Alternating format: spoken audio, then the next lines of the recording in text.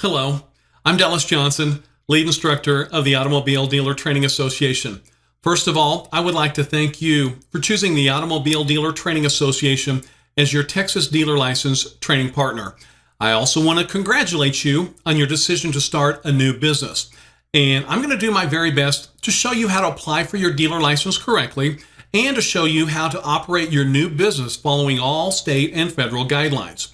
In your Texas dealer training course, we're going to cover several training units, and you will not be able to fast forward through any training unit. You must view the entire video for each training unit before you can move on to the next training unit. However, after the course, you can easily review the videos at texasdealers.com, and at that time, you will be able to fast forward through the videos to find the exact training content that you want to review. But you will only get credit for the course by being logged into the learning management system and viewing each training unit. I want to remind you, this course is designed to be viewed with Google Chrome. At the end of the course, once you have completed the videos in each unit, you will be able to easily download your certificate of completion that you will submit with your dealer license application to show the state that you have completed your mandatory dealer license training so you can apply for your dealer's license.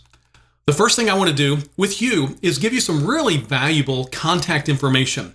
Texas dealers are regulated by the Texas Department of Motor Vehicles Motor Vehicle Division, and they have what is known as the Dealer Licensing Section. The Dealer Licensing Section has oversight over dealers.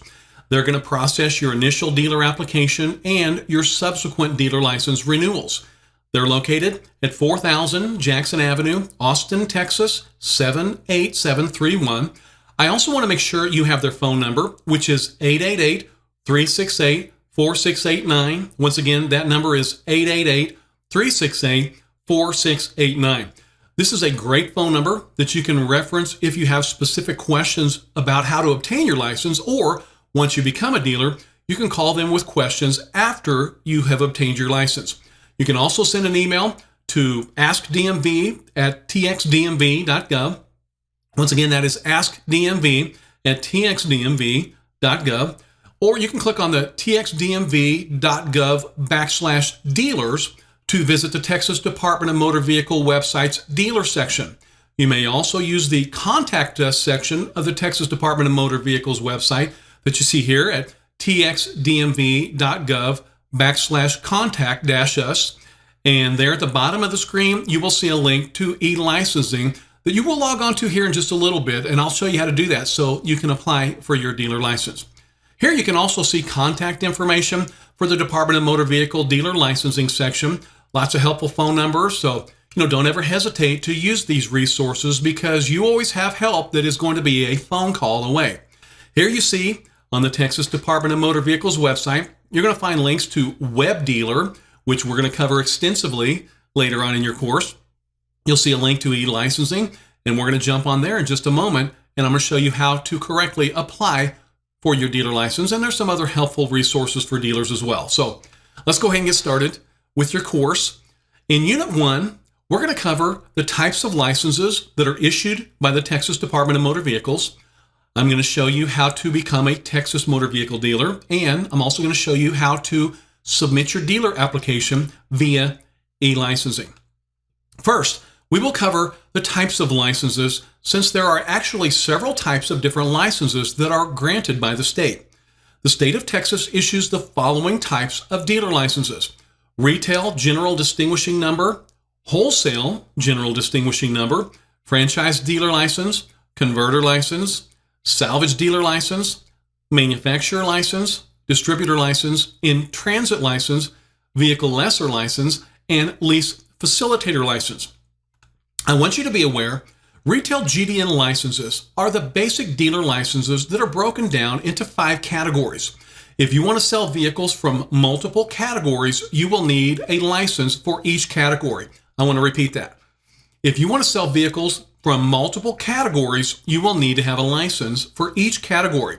So if you want to sell motor vehicles and travel trailers, you will need a motor vehicle license and a travel trailer license. The 5 categories are motor vehicle, motorcycle, travel trailer, trailer semi-trailer, and independent mobility motor vehicle dealer.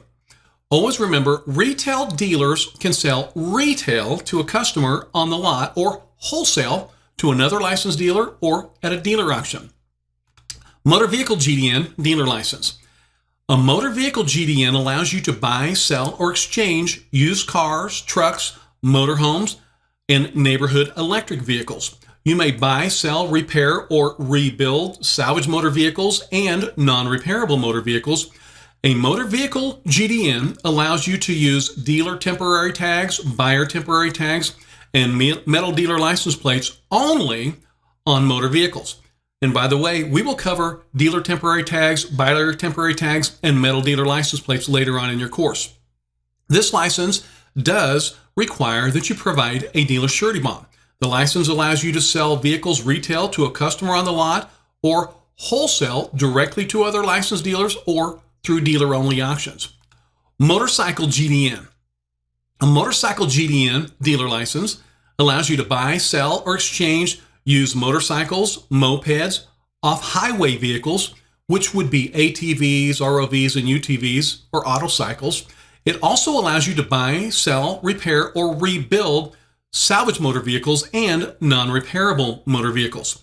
This license allows you to use dealer temporary tags, buyer temporary tags, and metal dealer license plates only on motorcycles, mopeds, or off-highway vehicles. This license also requires you to provide a dealer surety bond. Travel trailer. A travel trailer GDN allows you to buy, sell, or exchange used travel trailers. And by the way, a travel trailer is defined as a house trailer type vehicle or a camper trailer that is a recreational vehicle or is less than 8 feet 6 inches in width or 45 feet in length.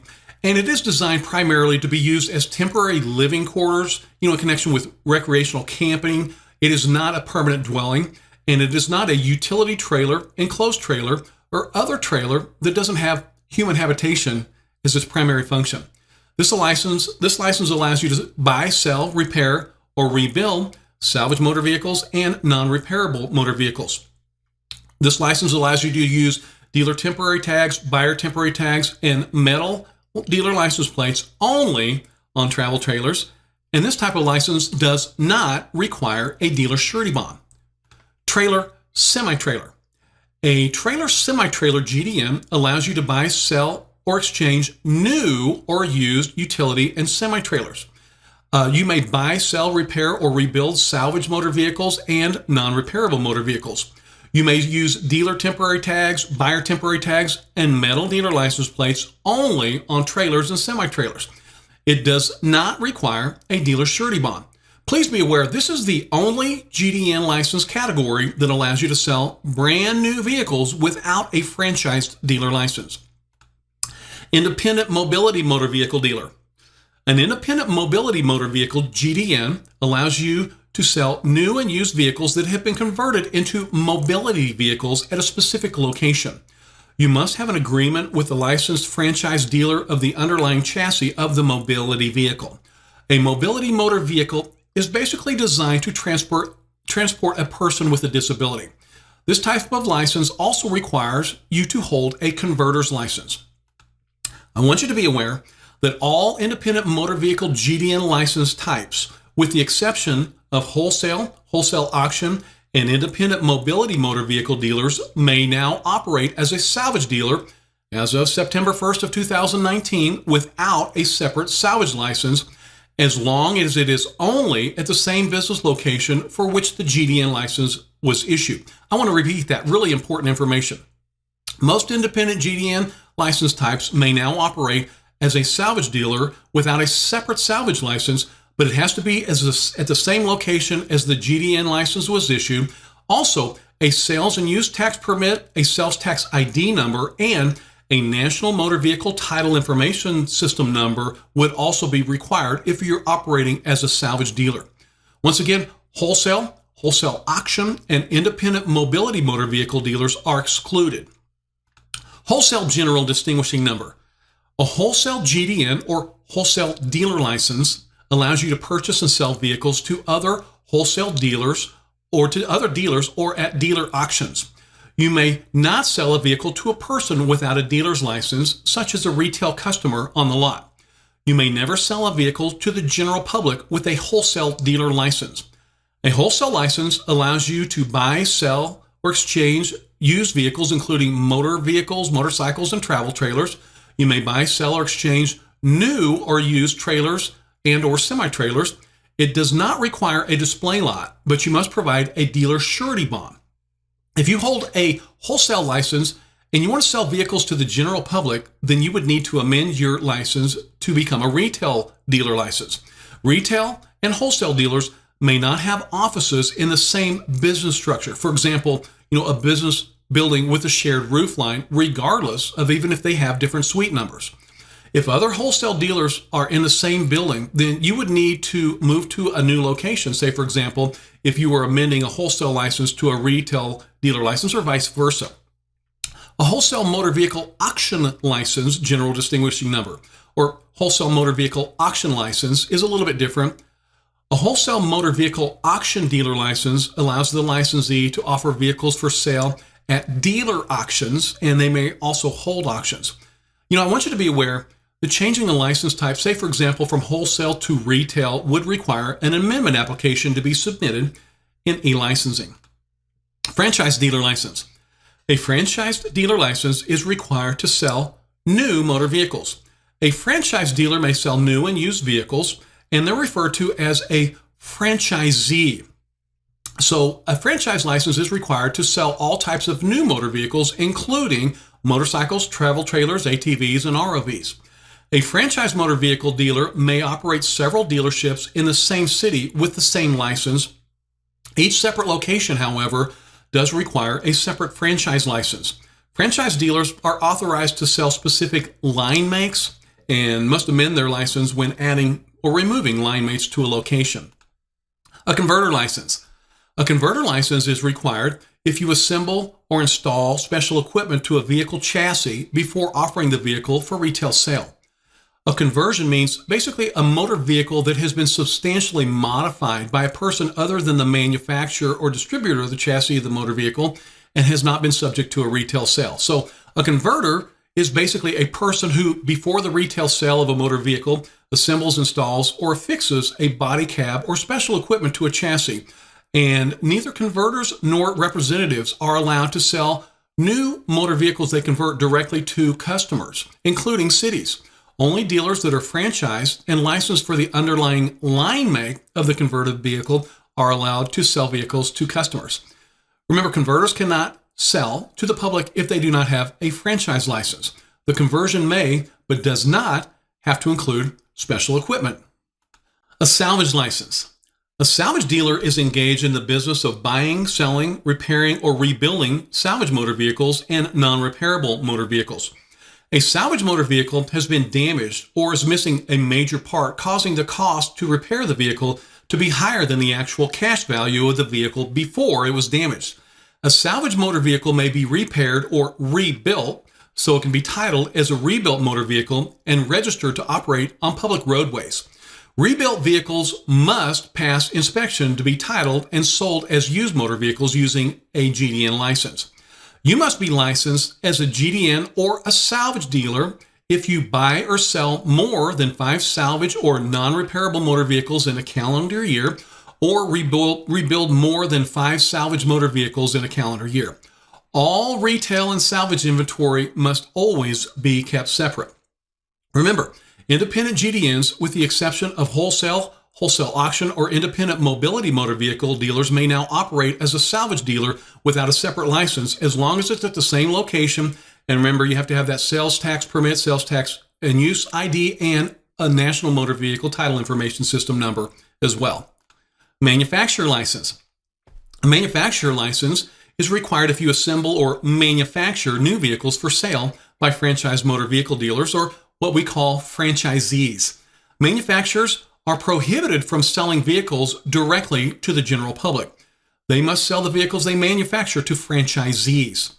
Distributor license. A distributor license is required for anyone that distributes or sells vehicles to franchise motor vehicle dealers.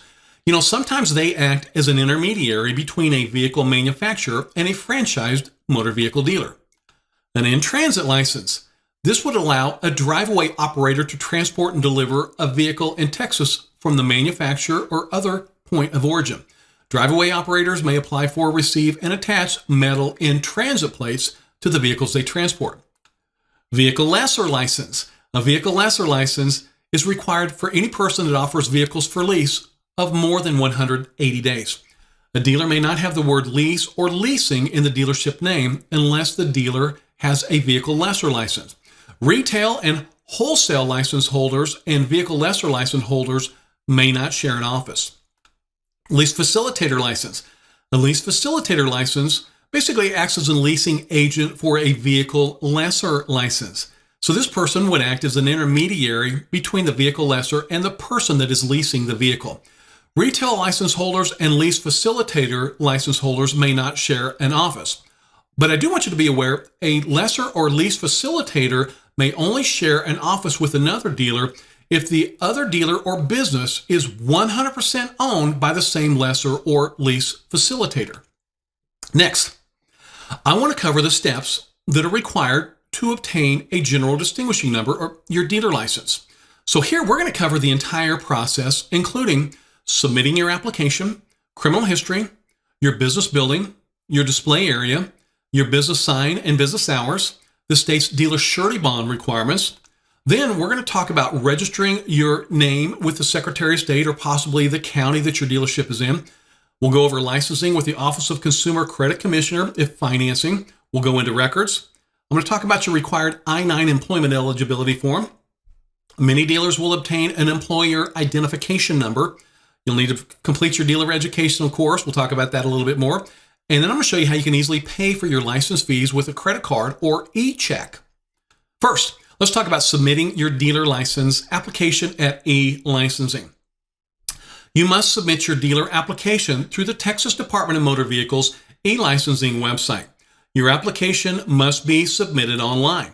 The Texas Department of Motor Vehicles no longer accepts dealer license applications by mail. If you need any assistance during the e-licensing process, you can call 888-368-4689, which once again is that number that I gave you just a little bit ago. You may submit your dealer application at the Texas Department of Motor Vehicles website at txdmv.gov. And when we jump on here in a little bit, you're just going to scroll down on the home page just under the dealer section, and you're going to click on the e-licensing login link, and you'll easily be able to pay with credit card or e-check. The state wants you to be aware of that. The application process, it is quite extensive, and it must be completed correctly and in its entirety because mistakes on your dealer application can cause significant delays in your licensing approval. So we're going to submit a dealer license application online just a little bit later in your dealer training course. Before you receive your dealer license from the Texas Department of Motor Vehicles, the Texas Department of Motor Vehicles must review your criminal history and the criminal history of all owners and managers that are listed on the license. All owners and managers must disclose all prior offenses, both convictions and those that resulted in deferred adjudication in any jurisdiction. Any convictions and deferred adjudications must be disclosed regardless of whether the sentence is completed and considered dismissed or expunged. I also want you to be aware that once a license has been issued, any new offenses that result in conviction or deferred adjudication by any owner or manager in any jurisdiction must be reported immediately through e-licensing by selecting the Amend License option. Criminal history will be reviewed on all new license applications, renewal license applications, and all amendment applications that reflect any change in ownership or management. The existence of a criminal history does not automatically disqualify a person from obtaining a dealer's license.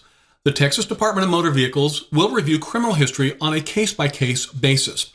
When you complete the information when applying for your license through the e-licensing system, you must answer all questions correctly, not only for yourself, but for every single owner and manager that is listed on the application. If you make false statements during your application process, you may have your dealer license denied, canceled, revoked, or suspended. You may also face criminal prosecution. Many of the rules governing criminal history are included in the Criminal Offense Guidelines in Chapter 43 of the Texas Administrative Code. That's Rule 211.3. And in just a little while, I'm going to show you how to easily look up rules in the Texas Administrative Code. If you do have criminal history, court documents must be submitted with your dealer application. And these records can usually be obtained by contacting the district court or the county in which that offense occurred. Business billing. You must have a place of business to be used for the purpose of selling motor vehicles. It must be located in a building with connecting exterior walls on each side. The building must meet all local zoning requirements. The building must either be owned, or if the building is leased, the lease must be for at least 2 years. You must have an office in your building for the operation of your dealership. The office cannot be located within an apartment house, a hotel, a motel, or a rooming house. If the office is located at a private residence, it must be completely separate from the actual residence, and you must meet the zoning requirements from that city or county. Before you rent or purchase a building to operate your dealership in, you must contact the local planning and zoning office at your city hall or county courthouse to ensure that you can operate a dealership at that location.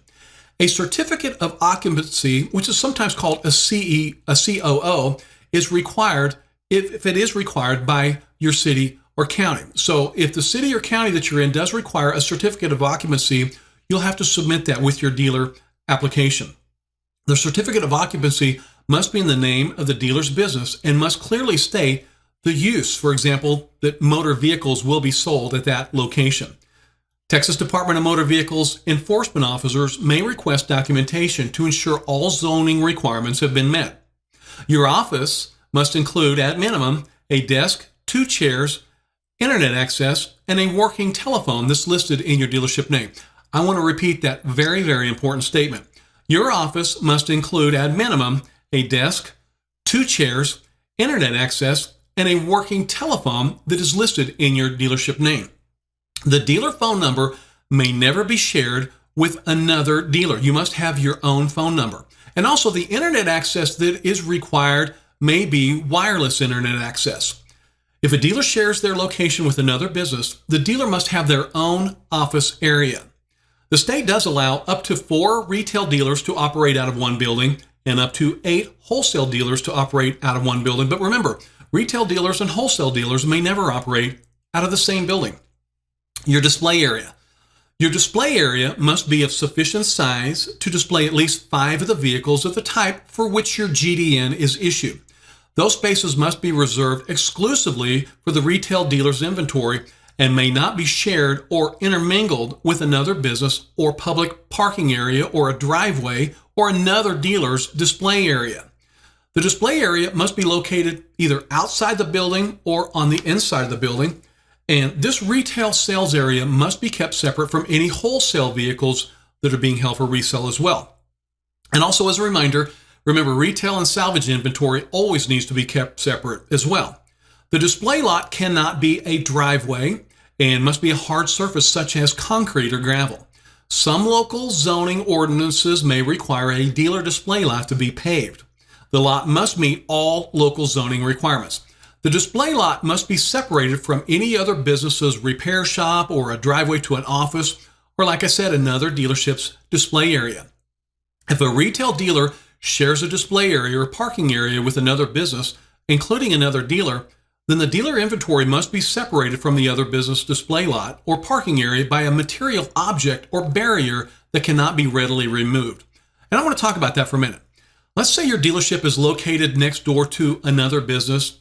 You want to ensure that your lot is physically separated from any other neighboring business's customer parking, so a neighboring business's customer never accidentally parks on your display area, and then one of your customers thinks that vehicle is for sale. Well, this is confusion that the state wants to make sure that you always avoid. So always make sure a neighboring business or another dealer vehicles are parked away from your display area.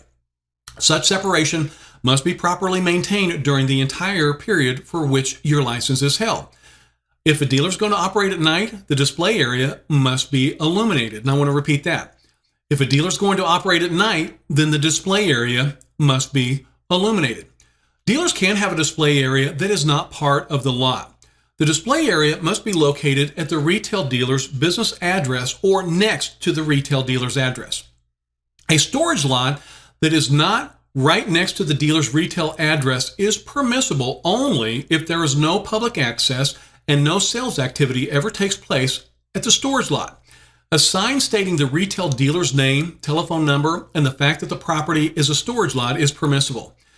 If your customer is interested in a vehicle that you have on your storage lot, then maybe you or a salesperson or other employee would need to bring the vehicle from the storage lot to the retail sales lot to show the vehicle, because you may never have any type of sales activity on a storage lot. Once you become a licensed dealer, you may only have retail sales activity at your retail license location. And I want to talk about this for a minute. Let's say your lot is in downtown Austin and someone just outside the city finds your vehicle for sale on the internet. They might ask you to bring that to like a parking lot near their home because they can't make it to downtown. Remember, you can never, ever show the vehicle at a non-licensed location. Conducting any type of retail sales activity away from your licensed location is a violation of the law. So you are going to have to explain to some of your customers that the state does not allow you to show your vehicles at a location away from your dealership. Remember, the retail sales activity may only take place at your retail license location only. And by the way, wholesale dealers are actually exempt from the display area requirement. Business sign. You will need a permanent business sign that is visible from the public roadway. The dealership name on the sign must be at least 6 inches or larger and must match either the DBA certificate that was filed for the county, and that would be for sole proprietors and general partnerships, or the business name or DBA that has been registered with the Texas Secretary of State if you are operating as a corporation, an LLC, an LP, or an LLP. And by the way, we're going to cover business registrations here in just a few moments. The sign must be mounted at the address that is listed on the dealer license application. Your sign must match the exact name of your dealership as it is on that license, okay? The sign is not required to have business entity information such as Inc. or LLC or LP, etc. The sign must be permanent in nature and must be clearly visible to the public. A banner is not an acceptable business sign, nor are magnet boards or handmade cardboard signs. A dealer may use a temporary sign as long as they can produce a sign order that shows a sign has been paid for and is on order. Most printing companies can produce a permanent business sign at really minimal cost. Wholesale dealers must follow the same regulations. That is, to have a permanently mounted sign with at least 6-inch high letters on the dealership name, but they may mount a sign at the office door with 2-inch letters if their landlord does not allow outside signage. Always be sure the letters in the dealership name on your sign meet the minimum height requirements under Texas state law. Business hours. A retail dealer must be open at least 4 days a week for at least 4 consecutive hours per day. A wholesale dealer must be open at least 2 days per week for at least 2 consecutive hours per day. Your business hours must be prominently displayed near the entrance to the building. You can post your business hours on the front of the building or on a window or on the business sign. Each dealer must post their own business hours if an office is shared, and that dealer's hours must be posted even if a location is shared with another type of business. The dealership must be open and staffed during the posted hours of operation. The dealer must be staffed by an employer, an owner, or a bona fide employee. If you're not able to staff the dealership during the posted hours, due to an emergency or some special circumstances, then you must post a sign that states the date and time that you will return. If you ever change your hours of operation, the Texas Department of Motor Vehicles does not have to be notified. The Texas Department of Motor Vehicles does not have to be notified. Any customer must be able to view your vehicle inventory without an appointment. Regardless of the retail dealer's business hours, the retail dealer's telephone must be answered from 8 o'clock a.m. to 5 o'clock p.m. weekdays by a bona fide employee answering service or an answering machine. Texas Blue Law prohibits motor vehicle dealers from selling vehicles on Saturday and Sunday. A dealer may choose to be open on Saturday or Sunday, but not both. Travel trailer and trailer semi-trailer dealers may open 7 days a week. So if a person holds a motor vehicle license and a trailer license, they may open on Saturdays and Sundays, but cannot sell motor vehicles on Saturday and Sunday. I want to repeat that. If a person holds a motor vehicle license and a trailer license, they may open on Saturdays and Sundays, but cannot sell motor vehicles on Saturday and Sunday. Motor vehicles may only be sold on Saturday or Sunday, never on both days. Dealer surety bond. Most dealers will obtain a $25,000 dealer surety bond in order to obtain a Texas dealer's license. The surety bond is used for replenishing funds used to compensate retail purchasers of motor vehicles. The name and address on the dealer surety bond must match exactly the name on the dealer application that has been filed with the Texas Department of Motor Vehicles. The bond must be issued in the legal first and last name of a sole proprietor or general partnership if the business is a sole proprietor or general partnership. For all other businesses that would file with the Texas Secretary of State's office, then the name must match the exact full name of the registered business name. The bond must be issued for 2 years and must start on the first day of the month and end on the last day of the month corresponding to the license term. So, for example, February 1st of 2021 to January 31st of 2023. You must maintain your bond during your entire licensure period. The bond must be signed by both the owner and the bonding company representative. And this is one of the most common mistakes made during the license application process. So always make sure that the bond is signed by you and the bonding company representative. The bond is also going to need to include a power of attorney from the bonding company. A bond writer may be required if bond information is incorrect or maybe needs to be revised. Franchisees, travel trailer dealers, and utility semi-trailer dealers are exempt from the dealer surety bond requirement. And the bond pricing is based dependent on your credit score. A dealer surety bond may be obtained from an insurance agent or a bonding company. Registering your dealership name with the Texas Secretary of State or the county in which your dealership is located. Many businesses will be required to register the business name with the Texas Secretary of State's office and include copies of each registration with your dealer license application. The Texas Secretary of State wants to have a record of most businesses that are operating in the state. Sole proprietors and general partnerships are excluded. However, sole proprietors and general partnerships must file an assumed name certificate in any county that they operate in if they're using a name other than their proper name. So that would be also referred to as a DBA or doing business as.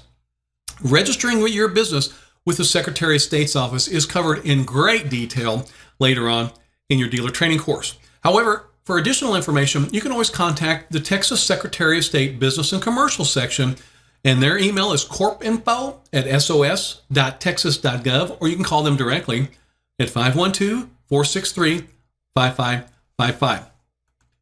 Licensing with the Office of Consumer Credit Commissioner if financing. When you get your license, before you offer any type of third-party financing, maybe you're going to be a buy here, pay here dealer, and that would be referred to as in-house financing, or maybe you're using some off-site financing company.